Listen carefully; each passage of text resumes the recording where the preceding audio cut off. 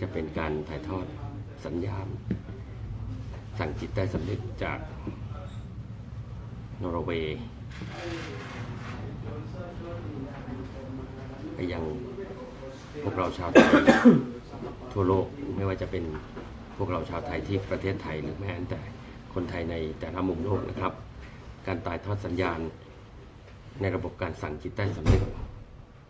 จะเป็นประสบการณ์ที่พวกเราทุกคนจะได้ค้นพบกระบวนการแห่งการตั้งรหัสลับของความสำเร็จและความสุขให้กับจิตใต้สำนึกและชีวิตของเราอย่างแท้จริงครับขอให้พวกเราเตรียมพร้อมที่จะเชื่อมต่อการถ่ายทอดสัญญาณกับผมตั้งแต่วินาทีนี้เป็นต้นไปครับ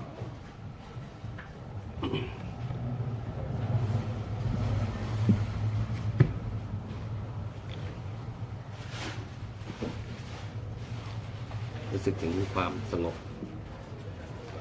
รู้สึกถึงหัวใจที่เต็มไปด้วยพลังของความตื่นรู้เบิกบานพลังของจิตวิญญาณที่เต็มไปด้วยความกระปรี้กระเปร่าความรักความมีสติความรู้สึกตัวและความ สันโดษหัวใจที่เราเงียบสงบดวงวิญญาณที่เราเต็มไปด้วยความเมตตาต่อชีวิตเต็มไปด้วยจิตใจที่เต็มไปด้วยความผ่อนพักตระหนักรู้ความรู้สึกของหัวใจของเราเต็มไปด้วยความมีสติและความมีสตินั้นกำลังเชื่อมโยงไปยังดวงวิญญาณของพวกเราทุกคนความมีสตินั้นคือความระลึกรู้อยู่เสมอหรือความรู้สึกตัวที่เป็นธรรมชาติอันสูงส่งที่มีอยู่ในมนุษย์ทุกคนทุกผู้ทุกนามบนโลกใบนี้เมื่อเรารู้สึกถึงความสงบเมื่อจิตใต้สำนึกของเรารู้สึกถึงความตระหนักรู้ดวงวิญญาณของเราจะเริ่มสั่นสะเทือนจากหัวใจของเราไปสู่เซลล์ทุกเซลล์ในร่างกายของเราและความตระหนักรู้ของสมาธิและสติที่หล่อหลอมรวมกันจะทำให้เรารู้สึกถึงความแน่วแน่และความมุ่งมั่นที่จะเกิดขึ้นภายในหัวใจของเราอย่างแท้จริงตระหนักรู้ถึงพลังยิ่งใหญ่ที่มีอยู่ในตัวคุณ เหมือนกับที่ผมได้ตระหนักรู้ถึงพลังอันยิ่งใหญ่ที่ได้สถิตอยู่ในตัวของผมเราเริ่มถ่ายทอดสัญญาณและการเชื่อมกระแสจิตพร้อมกันอีกครั้งหนึ่งณ บัดนี้ครับ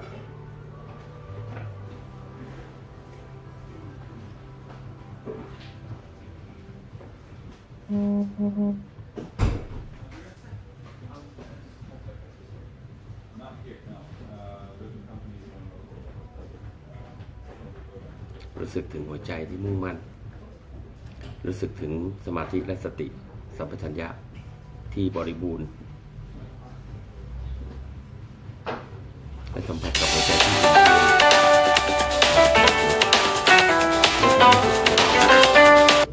ได้รับการเชื่อมต่อเมื่อความรู้สึกของเราได้รับการเชื่อมต่อจากจิตใต้สำนึกภายในเราจะรู้สึกถึงความเข้มแข็งรู้สึกกับหัวใจที่มันมีพลังที่มีพลังนี่แหละคือหัวใจที่เต็มไปด้วยความเบิกบานคือหัวใจที่เต็มไปด้วยความกระตือรือร้น คือหัวใจที่เต็มไปด้วยความสงบสุขที่เราได้ตระหนักรู้อย่างแท้จริงกับดวงวิญญาณของเรา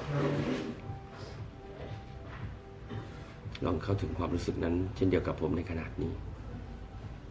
คือความรู้สึกของจิตใต้สำนึกที่มันอิ่มเอมและเต็มไปด้วยพลัง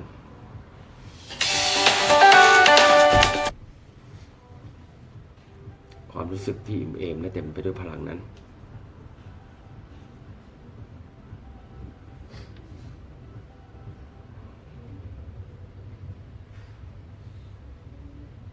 กำลังแผ่ซ่าน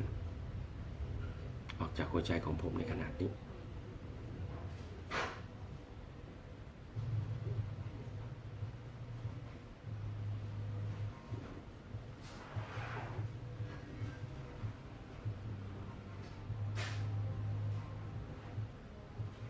มีความรู้สึกที่มุ่งมั่น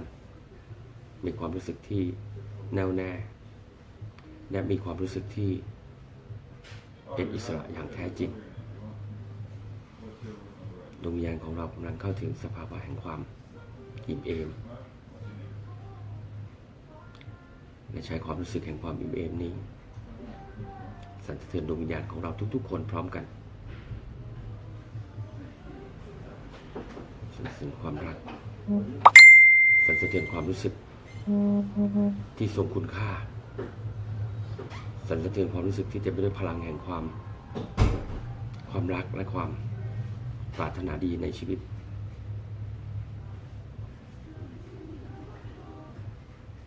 ให้สั่นสะเทือนออกไปอย่างไม่มีที่สิ้นสุด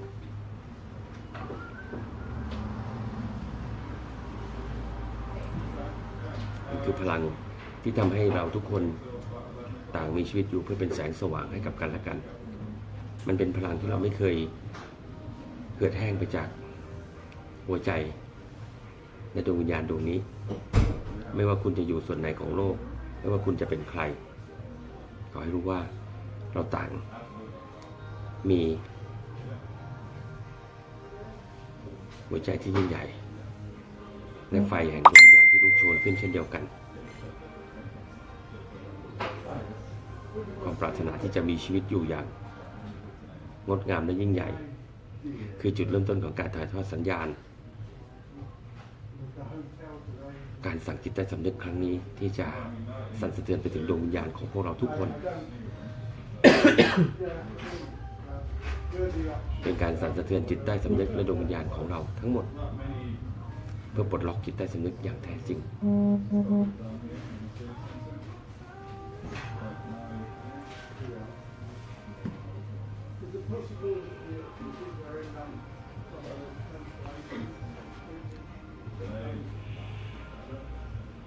ความรู้สึกสงบหัวใจและดวงวิญญาณที่ทรงพลังจิตวิญญาณที่เต็มไปด้วยความอ่อนโยนดวงวิญญาณที่เต็มด้วยความอ่อนน้อม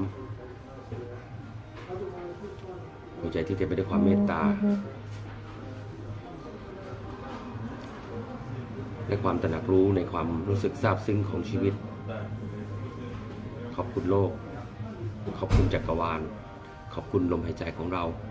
ขอบคุณชีวิตนี้ที่ทำให้เราได้ตระหนักรู้ถึงความอ่อนโยนและความนอบน้อมต่อชีวิตต่อการสำนึกรู้คุณในชีวิตสำนึกรู้คุณในโลกและจักรวาลและสำนึกรู้คุณในความรักและความซาบซึ้งของชีวิตที่เรากำลังรู้สึกอยู่ในขณะนี้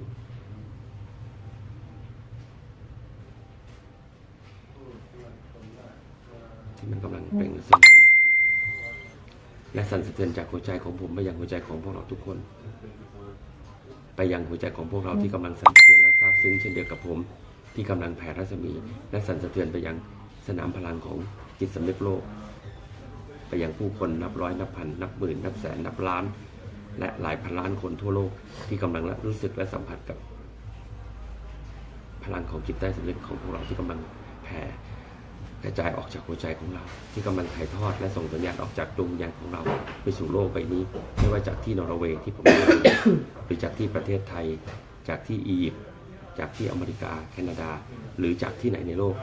กำลังส่งสว่างไปยังสนามพลังงานแม่เหล็กโลกไปยังจิตสำนึกโลกและไปยังหัวใจและดวงวิญญาณของพวกเราทุกคนทั่วโลกไปพร้อมๆกันในขณะนี้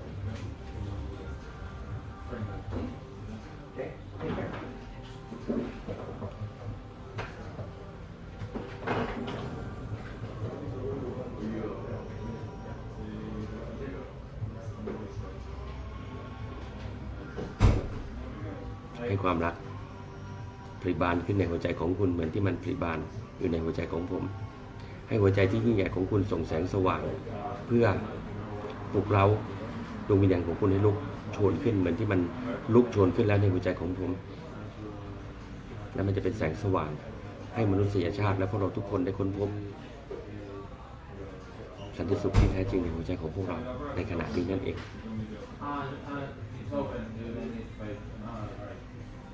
โปรดกรุณาที่จะรักกับตัวเองรักหัวใจตัวเองอย่างสุดหัวใจโปรดกรุณาที่จะรักและไม่ตัดสินสิ่งใดในโลกนี้โปรดกรุณารักและไม่ตัดสินชีวิตของใครในโลกนี้แม้กระทั่งชีวิตของคุณเองโปรดกรุณาที่จะรักและศรัทธาต่อชีวิตของคุณอย่างสุดหัวใจและโปรดกรุณาที่ซาบซึ้งกับชีวิตของคุณดังที่ผมได้ซาบซึ้งกับชีวิตของผมและในขณะนี้นี่คือการถ่ายทอดสัญญาณของจิตใต้สำนึกไปสู่พวกเราทุกคนจากทั่วทุกมุมโลกคือการเชื่อมจิตใต้สำนึกของดวงวิญญาณของผมไปยังจิตใต้สำนึกของดวงวิญญาณของพวกเราทุกคนบนโลกใบนี้สั่นสะเทือนหัวใจของดวงวิญญาณของคุณด้วยความรักและศรัทธาต่อการมีชีวิตเช่นเดียวกับผม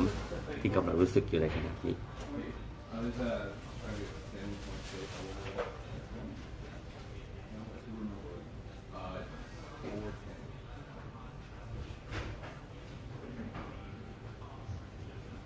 ให้พลังนำพลังของดวงวิญญาณออกไปอย่างไม่มีที่สิ้นสุดแผ่พลังสนาม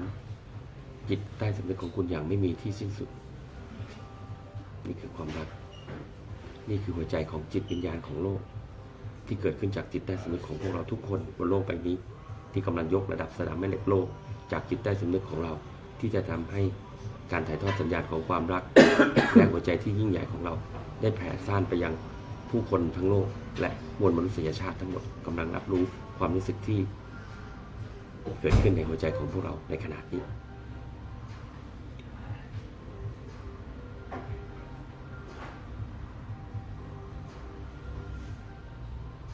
หัวใจ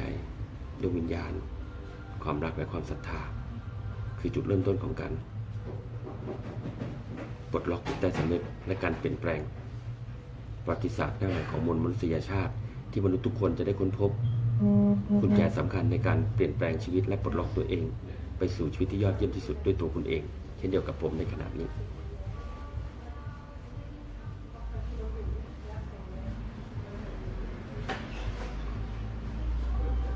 เรากำลังเปลี่ยนแปลงจิตใต้สำนึกของเรา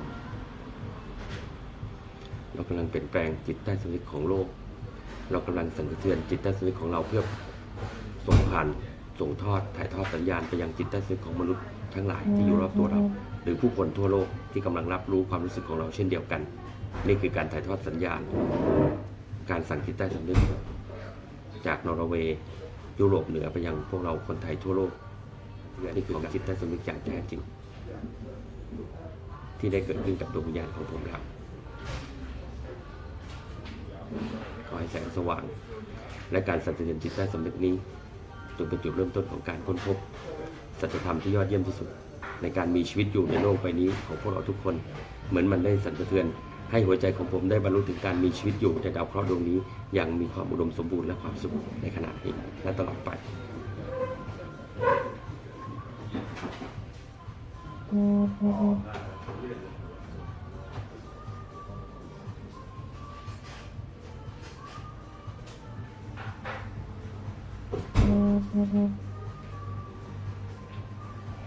จ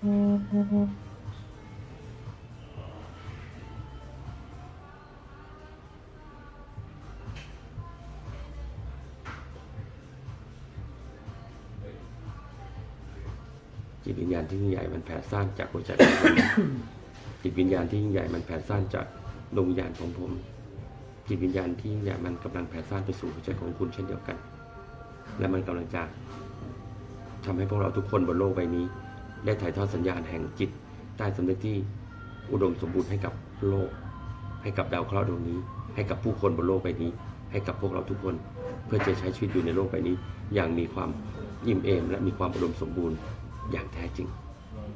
นี่คือจุดมุ่งหมายของการถ่ายทอดสัญญาณสั่งจิตใต้สำนึกที่กำลังเชื่อมโยงของการถ่ายทอดสัญญาณไปยังพวกเราทุกคนจากหัวใจของผมไปสู่หัวใจของพวกเราและจากหัวใจของพวกเราไปสู่หัวใจของผู้คนทั่วโลกไปสู่หัวใจของคนที่เรารักไปสู่ดวงวิญญาณของมนุษยชาติทั้งหมดและไปสู่ดาวเคราะห์ดวงนี้ให้เกิดความอิ่มเอมและความอุดมสมบูรณ์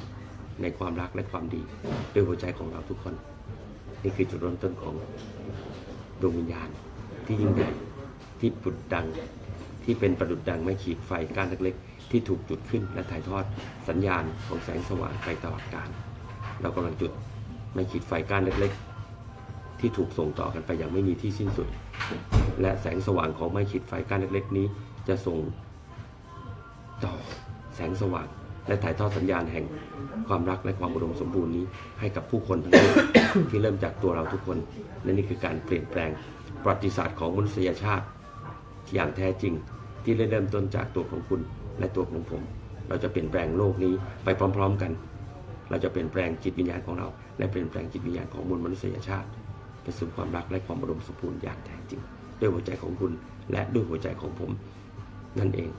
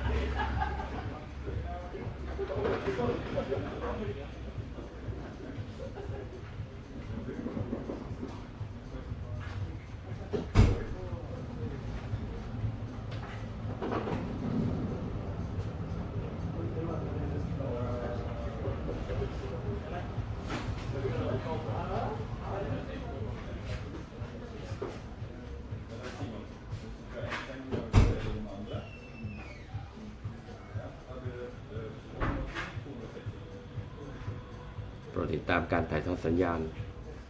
สั่งจิตใต้สำนึกเพื่อปรับสนามพลังแม่เหล็กโลกและจิตวิญญาณของเราพร้อมๆกันในตอนต่อไปที่ผมจะถ่ายทอดการถ่ายทอดสัญญาณจากยุโรปไปสู่พวกเราทุกคนด้วยความเคารพและด้วยความรักจากหัวใจครับ